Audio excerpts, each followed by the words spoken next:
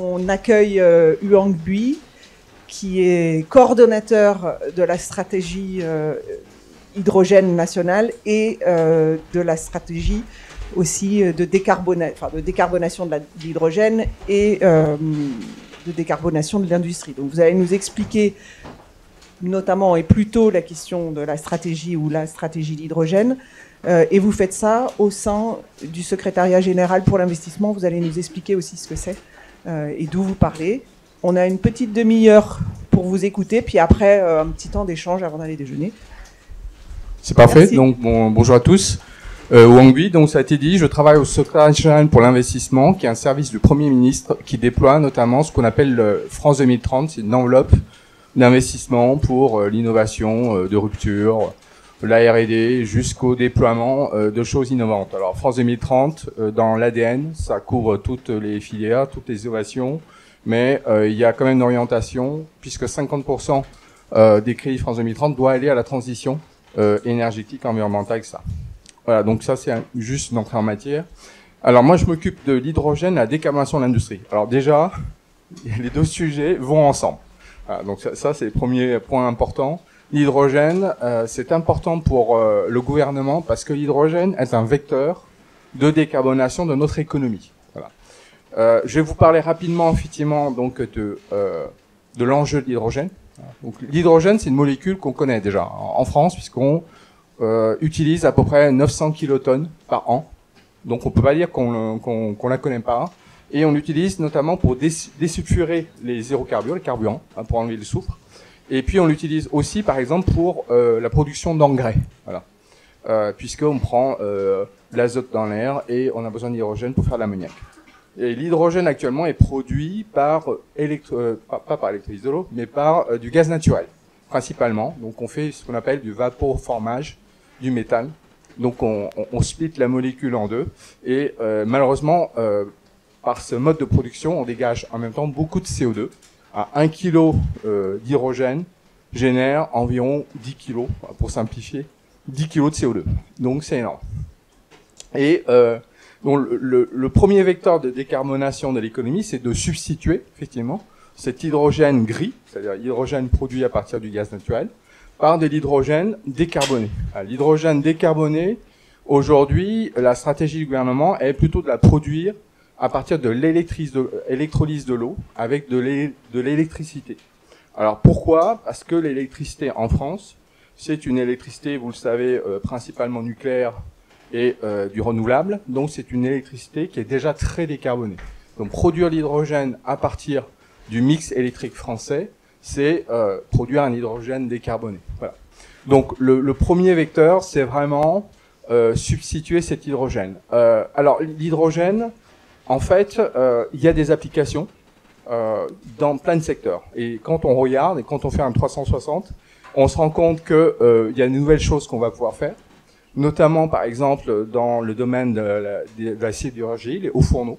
On va pouvoir supprimer les hauts fourneaux, hein, puisque au lieu d'utiliser le charbon pour faire la réduction du minerai de fer, on va utiliser l'hydrogène et donc on n'émettra plus de CO2.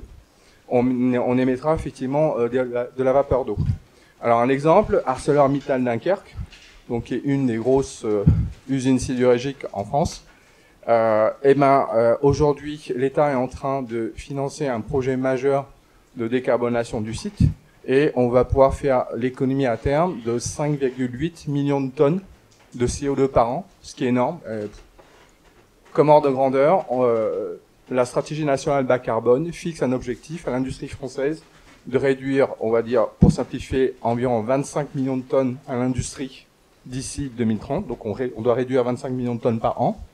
Et le site d'ArcelorMittal Dunkerque, à lui seul, permet de faire 5,8 millions de tonnes. C'est-à-dire à peu près un quart de l'effort qui est fixé à l'ensemble de l'industrie française. Et donc ça, c'est grâce à l'hydrogène. Hein. Donc, on va faire ce qu'on appelle du DRI, de la réduction directe du minerai de fer, avec de l'hydrogène électrolytique, donc à partir d'électricité. Donc l'hydrogène permet aussi de décarboner la mobilité lourde. Alors ça, c'est important parce que pour la mobilité, il y a différents vecteurs, différents moyens de décarbonation. Alors tout se passe, on va dire, une grande partie passe par l'électricité, hein, donc pareil, on utilise, en fait, il y a un moteur électrique dans le véhicule qui permet donc de passer des hydrocarbures fossiles à de l'électricité décarbonée. La batterie, évidemment, est une solution de décarbonation qui est préconisée quand c'est adapté. Donc notamment pour tout ce qui est véhicules légers, les Tesla, les taxis de chez Hype, etc. Donc la batterie est extrêmement adaptée. Par contre, quand on va dans des véhicules plus lourds, notamment des camions, des cars, il y a aussi effectivement d'autres. On a aussi la mobilité qui par routière, hein, notamment les trains. Vous savez qu'il y a des tronçons qui sont pas raccordés, donc ça veut dire qu'on a des tronçons où on a des locomotives ou des trains bimodes qui doivent switcher sur du fossile parce qu'il n'y a pas la ligne électrique pour l'alimenter, il n'y a pas de caténaire. On peut penser aux avions, on peut penser aussi aux bateaux, que ce soit du fluvial ou du maritime. L'hydrogène peut constituer effectivement un vecteur énergétique qui permet de décarboner cette mobilité. Donc on préférera toujours l'utilisation directe de l'électricité quand on le peut, donc notamment les caténaires. Quand on peut pas, on mettra des batteries, parce que les batteries, ça a un rendement qui est pas mal, hein, donc on perd peut-être que 20% de l'électricité qu'on y a mis au départ. Et si la batterie ne fait pas l'affaire, dans ce cas, l'hydrogène peut être une solution. Alors pourquoi l'hydrogène seulement comme un plan B et pas comme un plan A? Parce que si on fait un peu le rendement de la chaîne énergétique, c'est-à-dire quand on regarde l'électricité qu'on consomme par exemple pour faire l'électrolyse de l'eau, et une fois qu'on a fait l'électrolyse de l'eau, on obtient de l'hydrogène, il faut qu'on comprime 350 à 700 bars. Ensuite, on le stocke dans le réservoir de la voiture. Et la voiture, dans le réservoir de la voiture, va alimenter une pile à combustible. Et la pile à combustible, elle va reproduire de l'électricité pour alimenter le moteur. Et quand on regarde l'électricité que produit la voiture par la pile à combustible, et l'électricité qu'on a consommée au début pour alimenter l'électrolyseur, on a perdu, et ça je pense que c'est un ordre de grandeur qu'il faut retenir, s'il y avait une chose à retenir, c'est ça, on a perdu 75% actuellement de l'électricité qu'on a mis au début. Donc on récupère seulement 25% de l'électricité. Donc ça veut dire que ça coûte beaucoup en électricité de produire de l'hydrogène. Et donc il faut garder le levier, enfin le vecteur hydrogène énergétique pour la mobilité seulement quand il n'y a pas d'autres solutions qui ont un rendement énergétique meilleur. Donc ça c'est important. Pour autant, hein, pour les camions, pour les avions, pour les bus, pour les trains, l'hydrogène, c'est une des voies qui est explorée, parce que quand le véhicule est lourd et quand il doit parcourir des distances importantes, là, la batterie a des limites. Hein, donc, alors, les batteries font des progrès, donc il y a une espèce de zone grise entre batterie et hydrogène. La batterie gagne un peu du terrain, notamment, par exemple, sur le véhicule utilitaire. Ce véhicule utilitaire, les constructeurs automobiles ont à la fois une gamme batterie. Généralement, ça permet, ce véhicule utilitaire, de faire du 250 km, voire un peu plus. Et puis, ils ont une gamme à hydrogène qui ont des autonomies de l'ordre de 400, 500 km. Donc, vous voyez, vous avez une zone grise où on peut avoir les deux technologies qui cohabitent. Alors, je vous ai parlé effectivement de l'industrie, de la mobilité. Alors, peut-être vous dire que l'État met beaucoup d'argent pour soutenir cette filière. Hein, donc, pour l'hydrogène, l'État met 9 milliards, ce qui est énorme. Hein. Donc, 9 milliards pour soutenir à la fois l'innovation amont dans les laboratoires publics. Hein, on a ce qu'on appelle les programmes qui sont des PEPR, programmes d'équipement prioritaire de recherche, pour des TRL qui sont bas, hein, de 1 à 3. Et donc, on développe des innovations aussi bien incrémentales que de rupture. Une innovation de rupture, c'est par exemple production d'hydrogène par photocatalyse. Voilà, donc c'est une autre technologie de production d'hydrogène, pas par électrolyseur, qui est moins mature, et donc il y a besoin de faire des travaux, parce que ça peut être une rupture intéressante. Et l'objectif, c'est quand même de faire baisser les coûts de l'hydrogène produit, parce que vous avez compris que l'hydrogène, on l'a produit à partir de l'électricité. L'électricité coûte cher aujourd'hui, surtout de l'électricité renouvelable, donc il faut augmenter le rendement de la production d'hydrogène. Les électrolyseurs, certaines technologies d'électrolyseurs consomment des métaux stratégiques qui coûtent cher.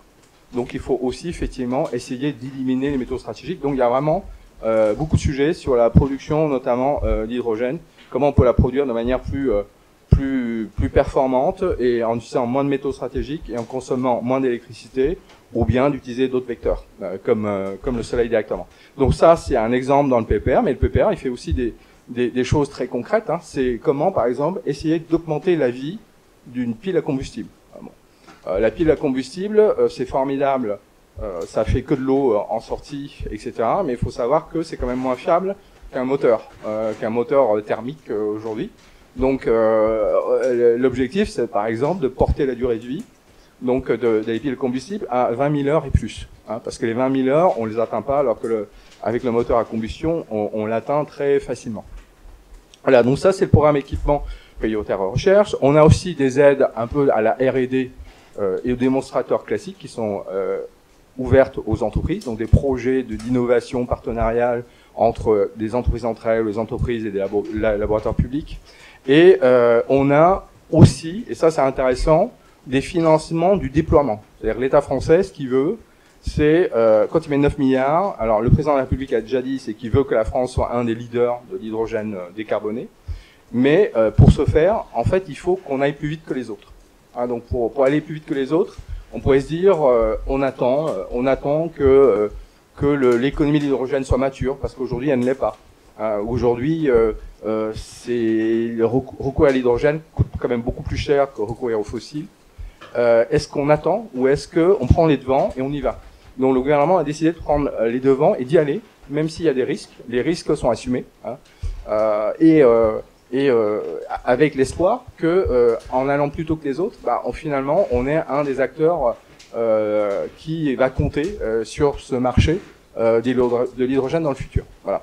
Donc ça c'est pour aller plus vite, et on va plus vite notamment par exemple en déployant ce qu'on appelle des gigafactories d'équipements pour l'hydrogène. La France a déjà soutenu, pour ordre de grandeur, environ 10 gigafactories d'équipements d'hydrogène, et elle a mis 2,1 milliards d'euros pour subventionner ces méga-usines. Hein, donc c'est pas que l'État qui paye, qui fait le chèque, hein, puisque le privé a mis quand même 3 milliards 2. Hein, l'État a mis 2 milliards 1, le privé a mis 3 milliards 2, ça fait à peu près 5 milliards 3 d'investissement total dans 7-8 régions, et ça va, comme ordre de grandeur, ça va créer environ 5100 emplois directs. Allez, ça c'est des emplois, c'est pas des emplois en l'air, c'est des emplois qui ont été négociés avec les entreprises, on a mis dans les contrats, et si les entreprises ne les réalisent pas, on peut recourir une partie, récupérer une partie effectivement des subventions versées. Alors ces gigafactories, c'est quoi? C'est des gigafactories pour des piles à combustible, puisque c'est un élément très important effectivement pour le vecteur énergétique hydrogène, alors le transformer en électricité pour la mobilité ou pour les applications stationnaires. On a mis de l'argent dans des gigafactories de réservoirs, parce que vous savez qu'il faut stocker l'hydrogène à haute pression. Hein, l'hydrogène a un inconvénient, c'est que ça prend beaucoup de volume. Donc pour réduire le volume, on est obligé de le comprimer, et on le comprime jusqu'à 700 bars aujourd'hui. Donc ces réservoirs, si on met dans les véhicules, il faut qu'ils tiennent la durée de vie qui est requise. Il faut doter ces réservoirs de capteurs pour suivre la santé de ces réservoirs. Il faut surtout faire baisser le coût de ces réservoirs, hein, puisque on consomme de la fibre de carbone qui est quand même chère. Et donc il faut vraiment faire en sorte de diminuer le coût de ces réservoirs pour rendre l'économie de l'hydrogène soutenable. Et donc dans les gigafactories, généralement, l'enjeu c'est produire massivement ces équipements pour faire baisser le coût, hein, pour faire baisser le coût d'acquisition. Puis il y a du train, on a soutenu aussi Alstom pour vraiment toute une gamme de trains hydrogène, et on a soutenu bien sûr des acteurs de l'automobile comme Renault pour développer donc un projet, une start-up qui s'appelle IVIA, une JV qui va développer effectivement des véhicules à hydrogène du groupe. Voilà, donc quelques exemples de gigafactories d'hydrogène. On a aussi une action qui est assez intéressante, c'est des écosystèmes sectoriaux d'hydrogène. Là, c'est un appel à projet qui a une visée un peu de acculturer, donner le goût au territoire de développer une petite économie d'hydrogène. Donc on finance des projets où des territoires, des établissements publics ou des acteurs privés au niveau régional veulent se doter de capacités de production d'hydrogène pour aller alimenter soit quelques petites industries ou de la mobilité lourde. Hein, donc ça peut être des cars, des bus, il y a des bennes à ordures ménagères. On a eu le cas où on a eu des bateaux de service pour aller draguer, pour aller racler et nettoyer effectivement le fond de certains cours d'eau. Donc on soutient ces initiatives des collectivités parce que elles peuvent commencer à décarboner le territoire, elles peuvent apprendre à maîtriser entre guillemets l'économie d'hydrogène, mais aussi toutes les contraintes qui sont liées. Et voilà, donc ça c'est l'appel à projet écosystème secteur d'hydrogène qui est opéré par l'ADEME. Que puis-je vous dire d'autre? Alors, ça c'est je vous ai raconté un petit peu ce qui est beau, ce qui est facile, puis ça donne un peu de strass, mais maintenant les difficultés, parce que quand même il y a beaucoup de difficultés. Les difficultés, et ça vous le savez, on n'est pas encore dans une économie, on est dans une économie qui est aujourd'hui quand même assez relativement déficitaire, et il y a besoin quand même beaucoup d'aide de l'État. Hein. L'aide de l'État permet de compenser le surcoût entre la solution fossile et la solution décarbonée à l'hydrogène. Donc pour ça, on va subventionner par exemple le coût de l'hydrogène produit. Donc notamment, on va bientôt lancer un dispositif qui vaut 4 milliards, 4 milliards d'aide, un budget de 4 milliards, pour aider les producteurs d'hydrogène décarboné et pour compenser le surcoût en fait de cet hydrogène décarboné par rapport à l'hydrogène gris. Comme ça, les gens, quand vous êtes un utilisateur, une entreprise, etc., qui achetez de l'hydrogène, vous allez pouvoir acheter de l'hydrogène décarboné au prix de l'hydrogène gris, de l'hydrogène fossile. Et donc ça va permettre d'amorcer et de démarrer cette économie de l'hydrogène.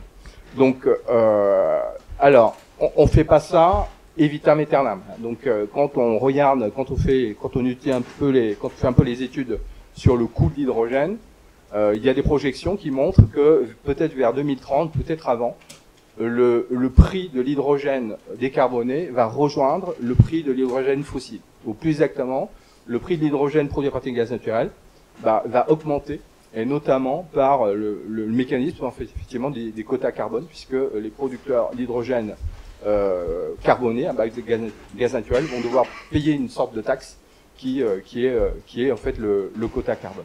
Donc on le fait pas vitam aeternam. On amorce quelque chose que l'on pense une économie qui sera soutenable à terme vers 2030, donc qui pourra voler ses propres ailes, mais simplement on accélère son émergence pour prendre l'avance, hein, pour atteindre nos objectifs climatiques, bien sûr, pour développer notre économie, pour valoriser tout le savoir-faire des laboratoires français, parce que les labos français, les organismes de recherche en France se sont investis depuis très longtemps sur le sujet de l'hydrogène.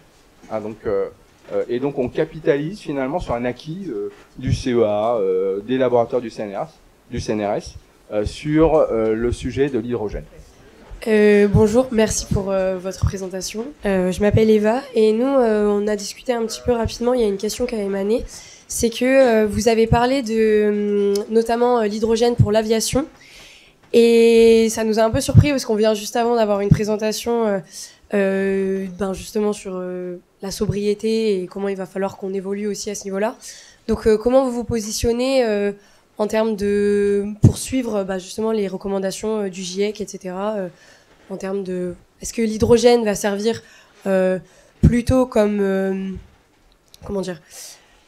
poursuivre ces recommandations-là, ou c'est plutôt un objectif de remplacement et de continuer à avoir un mode de vie qui est assez extravagant, quoi. Alors c'est une excellente question. Toutes les questions sont posées ensemble ou Non, allez-y, on va faire comme ça. Ça sera plus...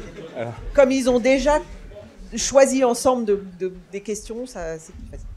Alors c'est une excellente question et en fait, évidemment, là je suis rentré directement sur le sujet de l'hydrogène. Mais il faut voir que l'enjeu global, c'est quand même celui de la transition énergétique. Ça commence par la sobriété. Hein, donc dans tous nos sujets, on commence à faire de la sobriété. Que ce soit dans le transport, je vous ai parlé de camions, bien sûr, il y a un sujet de sobriété déjà, de regarder comment on peut diminuer effectivement le besoin de recours à la logistique, comment on peut effectivement switcher les camions sur des trains et autres, avant évidemment que de traiter le résiduel. Et le résiduel, oui, on peut le décarboner à l'hydrogène. Mais il y a forcément un sujet de sobriété avant. Et même si on voulait pas faire de la sobriété, on y est obligé. Parce que je vous ai indiqué, en fait, que l'hydrogène coûte beaucoup en électricité. Et l'électricité aujourd'hui, on n'en a pas suffisamment. Donc ça veut dire qu'il faut la contrainte électrique nous impose de faire de la sobriété auparavant et d'utiliser au mieux l'hydrogène. Donc l'hydrogène, c'est pas une solution à tout va, c'est pas l'Eldorado à venir, etc. L'hydrogène, c'est un vecteur et un levier de décarbonation de notre économie qui prend en compte la sobriété, qui prend en compte les problématiques de ressources. Ressources en métaux stratégiques, je vous en ai parlé, ressources en énergie, je vous en ai parlé. Et c'est aussi intéressant cette question parce que ça me permet d'ouvrir finalement sur les autres voies de production de l'hydrogène. Parce que je vous ai parlé que de l'électrolyse, mais il faut que vous sachiez par exemple qu'on peut produire l'hydrogène aussi à partir de la biomasse. C'est-à-dire à partir donc de déchets de bois, ou même on pourrait, soyons fous, faire de la culture pour faire de l'hydrogène par des procédés de pyrogasification, de thermolyse, etc. Donc il y a plein de technologies alternatives effectivement de production d'hydrogène, et le recours à la biomasse, généralement on pense que ça permet de produire un hydrogène moins cher que évidemment par l'électricité. Cependant, la biomasse, tout le monde en veut. Tout le monde en veut, donc il y a un conflit d'usage sur la biomasse. Et donc l'État, il règle ce problème en mettant un peu dans chaque région ce qu'on appelle des cellules biomasse qui coordonnent les différents usages et qui émettent des avis. Et ces avis, on prend en compte pour dire, bah non, là la biomasse, il y en a pas assez, donc on va pas aider un projet de développement d'hydrogène à partir de biomasse. Voilà. Donc ça, l'enjeu ressources, c'est un enjeu important qui est pris en compte. Et puis la question de la sobriété, elle est capitale parce qu'elle permet à l'État finalement de choisir des choses qu'il fait ou des choses qu'il ne fait pas. Je ne sais pas si j'ai répondu à votre question. Et donc sur l'aviation, sur l'aéronautique, alors l'aéronautique regarde l'hydrogène, bien sûr, mais l'aéronautique regarde aussi d'autres leviers, notamment les e-fuels. Et probablement les e-fuels ça va être une première étape de décarbonation des avions. Et à terme, l'hydrogène demande beaucoup plus d'adaptation sur les avions, sur les structures de l'avion, etc.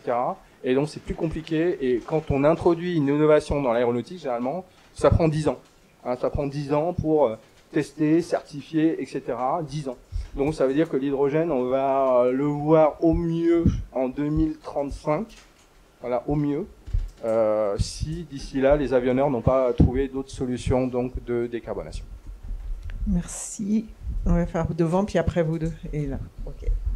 Vous avez beaucoup parlé du fait que la France veut devenir un pôle de l'hydrogène, et on se demandait s'il y avait des initiatives européennes et aussi si de ce qu'on voit un petit peu, il y a déjà des stations de rechargement d'hydrogène par exemple sur la côte ouest des États-Unis. Et est-ce que du coup c'est plus sur de la production industrielle ou plus sur de l'usage personnel, si on peut dire? Alors ça, c'est aussi une question intéressante parce que je vous ai parlé beaucoup d'usages, beaucoup de décarbonation de notre économie, mais l'hydrogène, c'est aussi un formidable vecteur de développement économique. Voilà, donc, et j'en ai parlé un peu au travers des gigafactories, les gigafactories d'équipement. Ces gigafactories d'équipement, pour être clair, le marché français est trop petit. Donc si on devait... ces usines-là, elles peuvent pas vivre uniquement qu'avec le marché français. Donc ces gigafactories, elles visent aussi à l'exportation. Et cette exportation permet de... Excusez-moi. Cette exportation devrait permettre de mutualiser les coûts, ce qui est un enjeu important. Voilà. La mutualisation des coûts donc peut pas se faire uniquement que sur le marché français. Donc le marché il est au moins européen. L'Europe va être le premier marché de l'hydrogène. Ça, il faut bien le voir. Parce qu'en Europe, on a des contraintes environnementales plus sévères. On a pris plus à cœur l'enjeu, effectivement, de décarbonation de notre économie et du plan climat. Donc, ce sont des entreprises étrangères qui vont chercher à aller sur le marché européen parce que le marché européen, ça va être le premier marché mondial. Alors, il y en a d'autres qui sont aussi importants. Hein. Les États-Unis, ils sont partis en retard et sont en train de prendre la relève, et notamment par ce qu'on appelle l'IRA. Je ne sais pas si vous avez entendu, c'est une espèce de package fiscal qui fait beaucoup de mal aux Européens parce que, excusez-moi, mais vraiment... On l'entend pas, vous inquiétez pas, laissez-le sonner. Je laisse. Parce que en fait, les États-Unis ont bien compris que l'Europe étant un pôle très attractif sur un certain nombre de sujets, a fait en sorte de réduire leur fiscalité pour attirer les entreprises européennes aux États-Unis. Donc on a un petit sujet de guéguerre économique entre Europe et États-Unis. Donc vous voyez l'hydrogène dans votre vie de tous les jours au travers des stations de rechargement, voilà. Mais je vous ai dit, comme on priorise pas la mobilité légère, ce sont des acteurs privés qui devraient financer, entre guillemets, le déploiement de la mobilité légère si ils pensent que c'est pertinent. En tout cas, il n'y a pas d'argent public. On va financer plutôt des stations de rechargement sur les grands axes routiers. C'est-à-dire que c'est plutôt la logistique lourde, les camions, parce qu'on sait que pour les camions, c'est un peu plus difficile d'utiliser la batterie. Donc on est plutôt sur des infrastructures importantes. Et puis dans les territoires, je vous ai dit, on voulait créer des émergences, des écosystèmes. Et l'idée, c'est vraiment d'avoir des écosystèmes soutenables localement. Et voilà, donc c'est plutôt ce qu'on va soutenir en Europe. Et si vous voulez avoir une vision complète, c'est intéressant de regarder ce que font les Allemands. Voilà. Donc l'Allemagne va être a un besoin massif d'hydrogène. L'Allemagne a besoin, on va dire, 4 à 5 fois plus d'hydrogène que la France. Parce que son économie est malheureusement plus forte que la France. Et elle a une industrie qui est plus forte que l'industrie française. Mais elle n'a pas suffisamment d'énergie, d'électricité. Alors ça, c'est intéressant. Et donc, ça veut dire que l'Allemagne va être un importateur. Donc, après avoir importé du gaz naturel, l'Allemagne va être un importateur massif d'hydrogène. Voilà. Donc, les Allemands vont être de gros acheteurs d'hydrogène et vont devoir importer massivement cet hydrogène. Alors, pour l'instant, les Allemands ont parié sur le vecteur ammoniac. C'est-à-dire qu'ils vont transformer l'hydrogène en ammoniac et ensuite ils vont importer l'ammoniac par bateau. Parce que l'ammoniac, on a déjà des bateaux pour le transporter, on sait le produire. Et donc, ailleurs, on le produit. Donc, comme ils sont obligés d'importer, ils vont le produire là où l'électricité est la moins chère. Donc, là où il y a beaucoup de soleil, ils rêvent effectivement d'avoir tout ce qui est Maroc, etc. Et ils rêvent aussi effectivement du Chili, l'Australie, voire même plus près de chez eux, en commençant par tout ce qui est éolien offshore en Europe du Nord, parce que cet éolien offshore est déjà très rentable, produit une électricité rentable. Voilà. Donc le vecteur ammoniac est utilisé par les Allemands.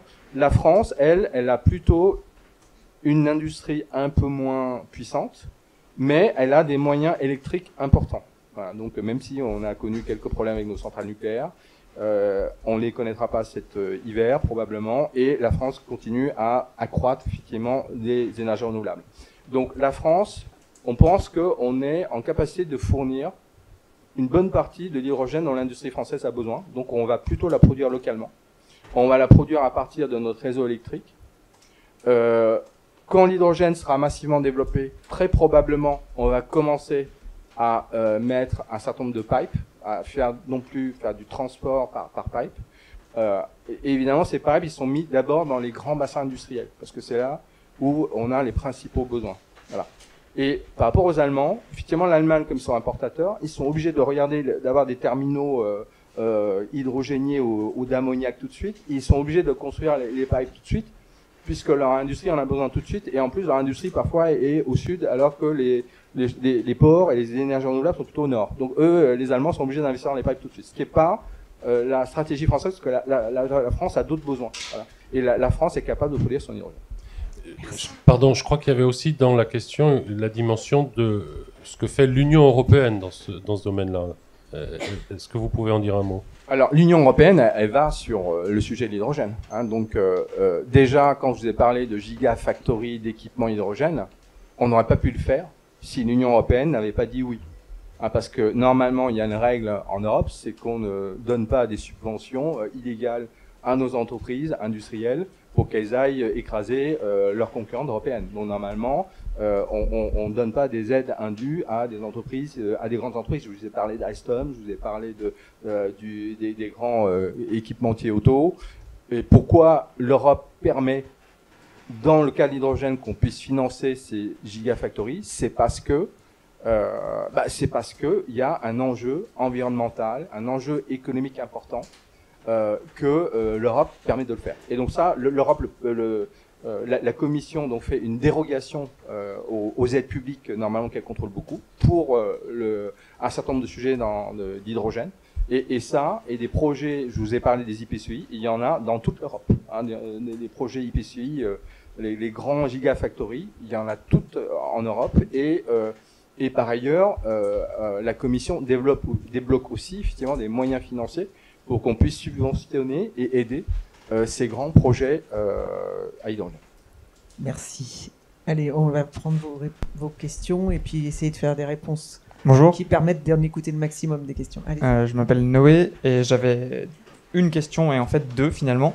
La première, c'était sur est-ce qu'on n'aurait pas intérêt, comme on a une électricité décarbonée à 95%, de l'exporter chez nos voisins allemands et polonais qui ont des centrales à charbon, au lieu de produire de l'hydrogène pour décarboner la France, parce que si on fait moins une mégatonne en France et si on avait la possibilité, je veux dire, de baisser plus facilement les émissions en Allemagne en exportant de l'électricité verte plutôt que de produire de l'hydrogène en France, au global, et c'est ce qui compte, ce serait plus efficace.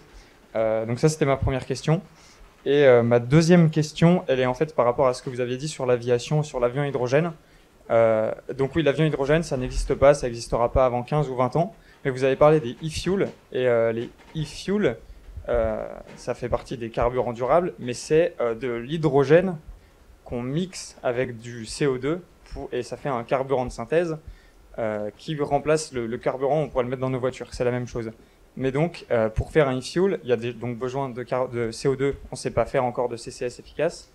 Et de l'autre côté, il y a aussi besoin d'hydrogène. Donc, la technologie des e-fuels, elle repose quand même sur un besoin d'hydrogène très fort pour l'aviation. Donc, le problème reste le même sur le besoin d'hydrogène aujourd'hui. C'est juste la façon de l'utiliser qui est différente. Donc, ça résout pas trop la question pour l'aviation. Alors, je prends quelques questions en premier. Peut-être la dernière, parce que je l'ai plus en tête. Alors, c'est vrai. Hein, donc, pourquoi finalement les avionneurs passent par des e-fuels? C'est parce qu'ils n'ont pas à trop modifier l'avion. Ah, donc c'est peut-être et probablement une solution de transition, peut-être, et que l'hydrogène est peut-être une solution plus pérenne pour eux. Mais je suis prudent parce que dans 10-15 ans, le chemin est encore long et il y a plein de choses qui peuvent arriver d'ici là. Mais oui, vous avez raison. Donc les e-fuels, on peut aussi poser la question sur les rendements énergétiques. Hein. Peut-être que est-ce que les e-fuels, c'est aussi ça coûte pas de l'énergie effectivement à produire des e-fuels, hein, et est-ce que en plus de l'énergie qui était nécessaire pour produire l'hydrogène, voilà. Mais les e-fuels, l'avantage c'est qu'on n'a pas besoin de modifier l'avion tout de suite. Donc il faut avoir ça en tête aussi. C'est-à-dire décarboner, ça se fait pas du jour au lendemain. Donc c'est-à-dire qu'il faut adapter. Donc il y a peut-être des transitions. Et alors vous soulevez aussi à juste titre, c'est-à-dire les e-fuels. Si on déployait massivement des e-fuels, on aurait besoin encore plus d'hydrogène et on aura besoin encore plus d'électricité. Donc on a toujours cette question qu'il y a une tension sur l'électricité, parce que l'électricité finalement, on se rend compte que c'est un vecteur de décarbonation à peu près pour tous les secteurs. Et donc il y a une tension sur l'électricité, donc il y a un enjeu effectivement à produire une électricité décarbonée au meilleur prix disponible. Sur votre première question qui était export, hydrogène peut-être vers l'Allemagne et pourquoi ne pas exporter l'électricité. C'est une question intéressante, mais ça permet d'illustrer finalement toutes les difficultés et que finalement les modèles économiques sont pas si simples que ça. Alors déjà première chose, je vous ai dit que l'hydrogène n'est pas rentable aujourd'hui, qu'elle a besoin d'être subventionnée par l'État. Donc ça veut dire que la France, elle va pas subventionner l'hydrogène en France pour aller décarboner les industriels allemands. Donc ça il faut bien l'avoir en tête. Parce que, donc, imaginons qu'on exporte l'hydrogène en Allemagne, ce sera pour décarboner les industriels allemands. Donc évidemment, la France ne va pas subventionner cet hydrogène. Voilà. Donc, parce que c'est de l'argent du contribuable français. Donc déjà, il faut qu'on aide nos industriels. On ne va pas aider les industriels à côté. Donc ça veut dire qu'il faut que les Allemands et les producteurs français se débrouillent pour produire cet hydrogène sans aide de l'État français, peut-être avec l'aide de l'Allemagne, je ne sais pas comment. Voilà. Sur l'interconnexion des réseaux électriques, c'est déjà le cas. Le réseau électrique, il est interconnecté aujourd'hui. Donc, ce qui fait que quand il y a un pays qui a moins de PV et moins d'éolien offshore, la France peut, avec son nucléaire qui est plutôt stable, etc., la France exporte, et la France est redevenue un grand exportateur d'électricité. Je crois que c'est le premier en Europe, depuis effectivement qu'elle a réglé le problème sur ces centrales nucléaires. Donc oui, l'électricité, oui, le réseau est déjà interconnecté. L'hydrogène, on ne va pas l'exporter probablement vers l'Allemagne, même si il y a des initiatives privées qui peuvent se faire. Voilà. Et il y a aussi un sujet aussi, vous savez, sur l'hydrogène renouvelable versus l'hydrogène décarboné. Je pense que c'est intéressant à dire. Vous savez que les Allemands ne veulent que de l'hydrogène renouvelable. Donc ils veulent pas du nucléaire. Donc ils ont arrêté le nucléaire. Et il y a de grands débats avec la France sur la place du nucléaire. Donc il y a un bloc d'Europe du Nord et d'Espagne qui veulent pas du tout le nucléaire. Les Allemands parce qu'ils aiment pas, et puis il y a d'autres pays parce qu'ils sont des gros producteurs renouvelables et ils considèrent le nucléaire français comme un concurrent. Voilà. Et donc la France pousse plutôt le décarboné, donc qui est du nucléaire ou du renouvelable. Alors c'est passionnant. Moi j'ai une obligation, c'est que dans 5 minutes le déjeuner est servi. Donc je voudrais absolument que tous les groupes, je suis désolée, je vais peut-être donner la parole à 2 autres. Il y avait 2 autres groupes qui voulaient la parole, et après peut-être interagir en sortant si vous voulez. Allez-y.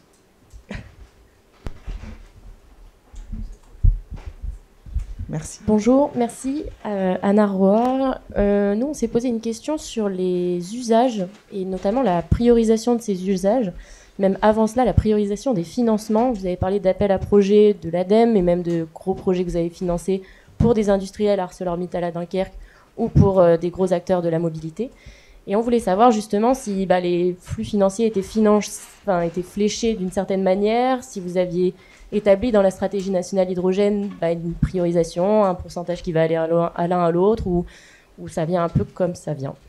Alors du coup cette fois-ci je vais prendre les 2 parce que comme ça vous permettra de faire... c'est pas grave. Vas-y. Bonjour Mathieu, j'avais 2 questions rapides aussi. C'était est-ce que les investissements pour les gigafactories sont essentiellement concentrés sur le territoire français du coup, ou c'est plus une stratégie européenne, donc il y en a aussi dans d'autres pays d'Europe?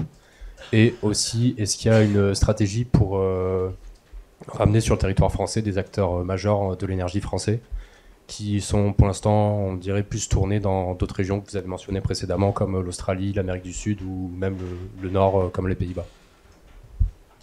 Alors, je vais commencer par le sujet de la priorisation. Alors, la France a fait une stratégie nationale hydrogène. Donc, il y a déjà une priorisation dans les choix que la France a fait dans sa stratégie. Et ça, je vous ai dit, industrie lourde, mobilité lourde, pas mobilité légère. Donc, c'est déjà une priorisation. Je donne un exemple. La France n'aide pas le stationnaire, c'est-à-dire la production d'électricité pour injecter sur le réseau à partir d'hydrogène.